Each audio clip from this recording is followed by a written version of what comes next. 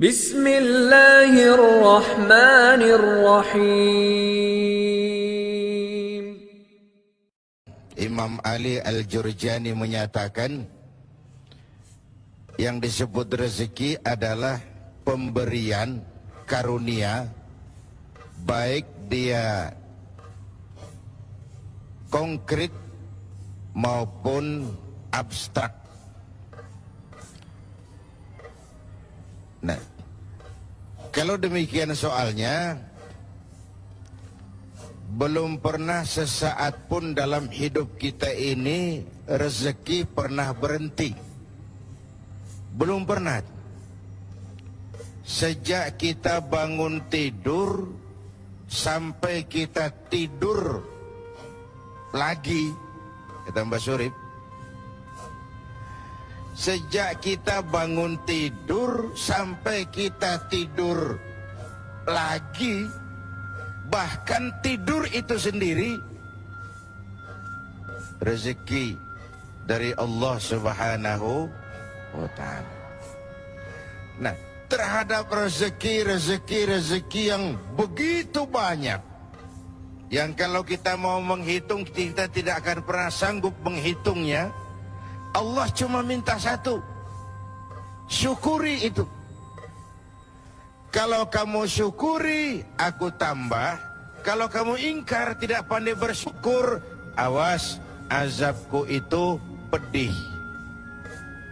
Jadi ayat ini mau bilang, nikmat bisa berubah menjadi bencana kalau kita tidak pandai mensyukurinya. Termasuk urusan rezeki ini. Itu sebabnya saya katakan, orang kaya bisa masuk surga karena hartanya. Orang kaya bisa terjungkal ke neraka juga karena hartanya. Syukur apa tidak syukur. Pejabat bisa masuk surga karena jabatannya. Pejabat pun bisa terjungkal ke neraka juga karena jabatannya. Syukur apa tidak syukur.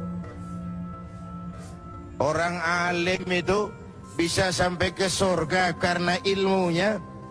Orang alim itu bisa masuk neraka lebih dulu dari penyembah berhala juga karena ilmunya.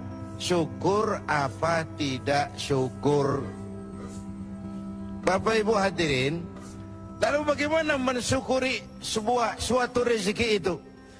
Mensyukuri nikmat itu caranya dua. Pertama, syukur qauli. Syukur dalam bentuk ucapan. Terima kasih ya Allah, terima kasih Tuhan. Kalau yang model begini sih semua kita bisa. Ya Bu ya? Bu, apaan? Model begitu sih kita semua bisa. Yang berat itu syukur fi'li, syukur dalam bentuk perbuatan.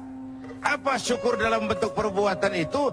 Mempergunakan suatu nikmat sesuai dengan kehendak yang memberinya.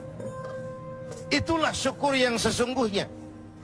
Jadi kalau mulutnya tidak pernah berhenti, ya Allah terima kasih dikasih harta yang banyak, tapi pelitnya 17 setan, itu belum syukur. Itu belum syukur yang sebenarnya. Belum syukur yang sebenarnya. Mempergunakan suatu nikmat sesuai dengan kehendak yang memberi nikmat itu. Janganlah diberikan nikmat tapi digunakan untuk menentang yang memberinya. Janganlah diberikan nikmat tapi untuk bermaksiat kepada yang memberinya. Itu sungguh sesuatu yang perbuatan yang kita tidak tahu diri. Nikmat akan bertambah kalau kita syukuri, tapi akan berubah menjadi bencana kalau kita tidak pandai mensyukurinya. Bapak Ibu hadirin, karena itu bukan cuma uang rezeki itu. Bahkan sebagian ulama mengatakan rezeki itu garis besarnya dua macam, anfus dan amwal. Anfus terjemahan dari diri, kekayaan yang ada dalam kepribadian kita, kemampuan, keahlian, skill, wibawa.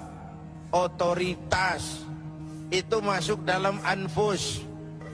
Yang amwal ialah bentuk-bentuk materi yang kita kuasai. Tanah, rumah, uang.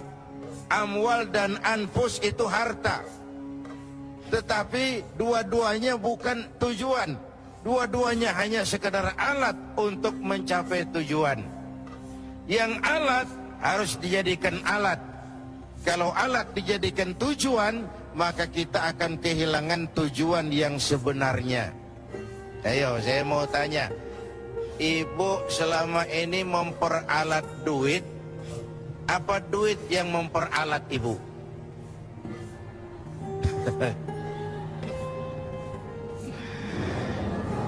Selama ini kita memperalat harta atau harta yang memperalat kita? Harta memperalat kita.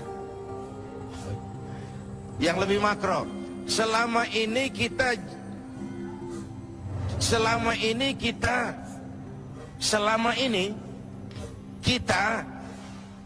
menggunakan dunia atau dunia menggunakan kita? Idealnya kita menggunakan dunia, kita mengendarai dunia dan bukan dunia yang mengendarai kita. Baik, terima kasih Pak Kiai. Alhamdulillah kita akan lanjutkan lagi. Tadi ada Bapak, Ibu, dan pemirsa TV One yang saya cintai. Tadi saya katakan bahwa rezeki apapun bentuknya itu sekadar alat, bukan tujuan. Lalu apa tujuan kita? Tujuan kita itu dua. Pertama namanya tujuan jangka pendek, yaitu fid dunya hasanah. Itu tujuan jangka pendek, fid dunya hasanah. Yang kedua tujuan jangka panjang, wa fil akhirati hasanah. Kebahagiaan di dunia sebagai tujuan jangka pendek dan kebahagiaan akhirat sebagai tujuan jangka panjang. Untuk mencapai tujuan inilah kita menggunakan alat. Alat itu namanya rezeki. Jelas Pak? Jelas?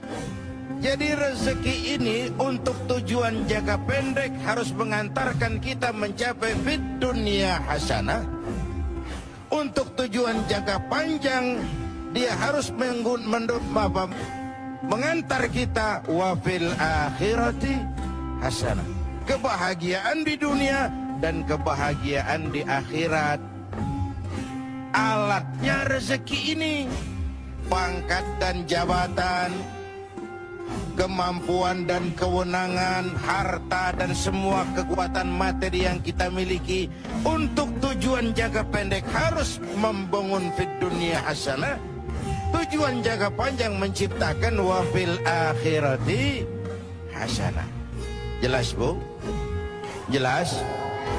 Apa yang jelas? Ya yang barusan itu. Yang barusan itu. Kita tidak sekedar punya tujuan jangka pendek dari hidup ini, kita punya tujuan jangka panjang. Karena ada tujuan jangka panjang, cara mencapai tujuan jangka pendeknya diwarnai oleh keyakinan tujuan jangka panjang. Maksudnya begini, iya saya kepengen punya rumah bagus, tapi kalau korupsi akhiratnya gimana? Ini loh, tidak terjebak menghalalkan cara. Karena orang yang tujuannya cuma fid dunia hasanah, pokoknya dunianya senang, itu mudah menghalalkan segala cara. Tapi kita punya wa fil akhirati hasanah, kebahagiaan di akhirat nanti. Ini yang mewarnai cara kita mencapai tujuan jangka pendek. Iya, saya kepengen naik jabatan, tapi kalau jilat atas, injak bawah, sikut kiri kanan, teman jadi lawan, lawan jadi teman, nanti akhirat saya piye? Iya, saya kepengen jadi banyak uang, tapi kalau makan renten, nipu orang, buka peternakan tuyul, nanti akhiratnya piye? Ada rem. Ada apa? Ada apa? Rem. Ibu mau nggak saya ajak ke Bandung? Mau? Mau pasti. Naik mobil? Mau? Gratis nggak bayar? Mau? Nggak pakai rem? Mau? Bablas, bunuh diri namanya. Jadi manusia tanpa keyakinan akhirat, mobil nggak ada remnya. Tujuan menghalalkan cara, dia mudah jatuh ke hal-hal seperti itu. Jadi rezeki yang diberikan Allah kepada kita untuk tujuan jangka pendek harus digunakan sebagai alat mencapai fid dunia hasanah. Untuk tujuan jangka panjang harus digunakan untuk mencapai wafil akhirati hasanah.